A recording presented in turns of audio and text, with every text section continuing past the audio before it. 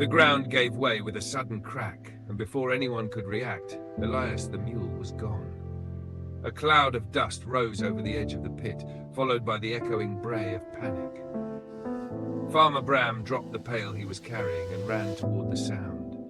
His heart pounded as he leaned over the jagged rim of the old rain pit behind the orchard. Far below, his aging mule twisted in fear, hooves scraping uselessly against the wall of clay. "Hold on, boy! Hold on!" Bram shouted, though his voice trembled with dread. Elias brayed again, the sound desperate, pleading. Within minutes, Bram's neighbors, Mira, Tom, and little Joss, came running, drawn by the cries. They peered down into the pit, faces pale. "We'll get him out," Bram said, trying to sound steady. "Fetch some rope." Tom returned with a coil, and together they lowered it into the darkness. But the sides were slick, and the mule's hooves slipped every time he tried to climb.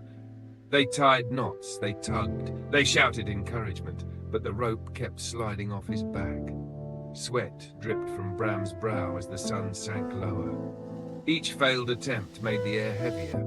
"He's too deep," Mira whispered. "He can't get a grip." Bram stared into the pit, his chest tight. The mule had served him faithfully for years, ploughing fields, hauling carts, standing steady through storms. But now Elias was old. His legs trembled even on level ground. Bram had promised himself he'd let the creature rest in peace, not suffer. Tom laid a hand on his shoulder. "Bram, maybe it's time to let him go."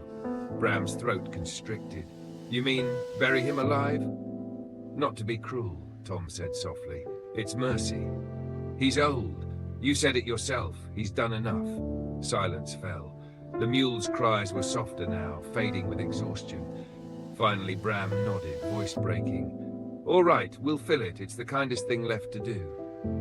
They began to shovel dirt into the pit. The first clod hit Elias's back, and he flinched violently. His frightened eyes turned upward. Each thud of earth sounded like betrayal. For a moment he brayed, a long, mournful sound that pierced Bram's heart. "Forgive me, old friend," Bram whispered. But then something strange happened. Instead of sinking into despair, Elias shook himself, sending the dirt sliding off his back. Another shovel of soil fell. Again, he shook it off and stepped onto it. The next came. He did the same. Slowly, rhythmically, he began to rise. Below, unseen by the villagers, the old mule's instinct took over. Every insult of dirt became a step. Every shove meant to bury him lifted him higher. Sweat and dust clung to his hide, but his eyes burned with life again. "Keep going," Bram muttered above, trying to steady his guilt. But Mira suddenly gasped. "Listen, do you hear that?" A muffled sound, hooves striking closer to the surface. Bram froze, disbelief flooding him. "No, it can't be." Then a grey muzzle broke through the rim, followed by a pair of trembling hooves. Elias heaved himself over the edge and collapsed onto the grass, panting but alive. The villagers stumbled back in awe. Bram dropped to his knees beside the mule, tears streaking his dusty face. You clever soul," he whispered, stroking Elias's neck. "You didn't give up. You climbed." The others stood silent, watching the old animal rise unsteadily to his feet. Elias lifted his head toward the setting sun, his coat glinting gold beneath the light. Bram looked at his friends. "We tried to bury him, but he used every bit of what we threw to rise. Maybe we're all like that, eh? Maybe the world throws dirt on us to see if we'll rise again." No one answered. They didn't need to. The lesson stood before them, dusty, stubborn, alive. And from that day on, Farmer Bram never looked at hardship the same way again. When life tried to bury him, he remembered his old mule and whispered the words that saved them both. Shake it off.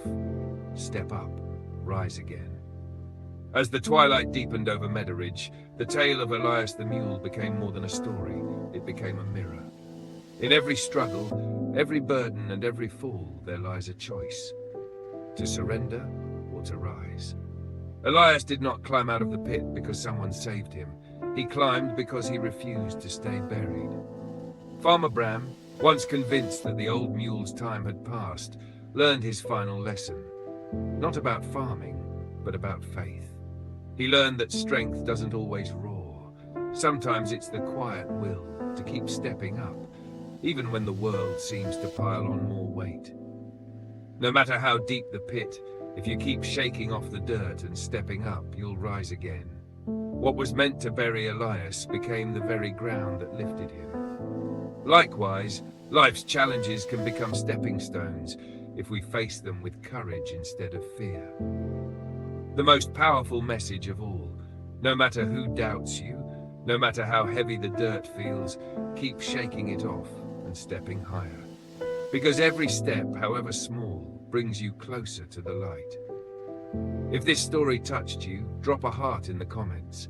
Don't forget to like and share this story to your friends who needs it. Also remember to subscribe to this channel so you won't miss out on our amazing stories.